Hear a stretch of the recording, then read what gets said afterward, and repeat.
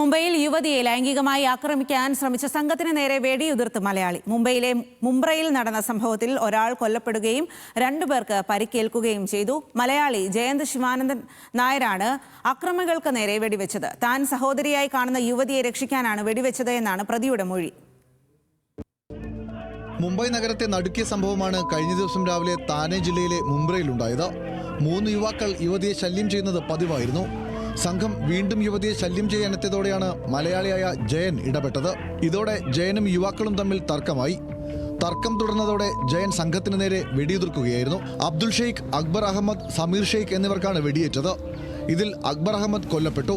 മറ്റു 2 പേരുടെ നില തൃപ്തികരമാണ്. താൻ സഹോദരിയെ പോലെ കരുതിയ യുവതിയെ ആക്രമിച്ചതിനാലാണ് യുവാക്കളെ വെടിവെച്ചതെന്ന് ജയൻ ശിവാനന്ദൻ നായരുടെ മൊഴി. സംഭവത്തിന് ശേഷം യുവതിയുമായി രക്ഷപ്പെടാൻ ശ്രമിച്ച ജയനെ പോലീസ് കസ്റ്റഡിയിലെടുത്തു. പ്രതിക്ക് മുൻപ് ക്രിമിനൽ പശ്ചാത്തലമില്ലെന്നും ഇയാൾ മുൻ സൈനികനായിരുന്നുവെന്നും പോലീസ് അറിയിച്ചു. ഇയാൾക്ക് തോക്ക് എങ്ങനെ ലഭിച്ചുവെന്നതിനെക്കുറിച്ച് അന്വേഷണം തുടരുകയാണ്. പ്രദേശവാസികളുടെ മൊഴി പോലീസ് രേഖപ്പെടുത്തി. National desk, news Malayalam.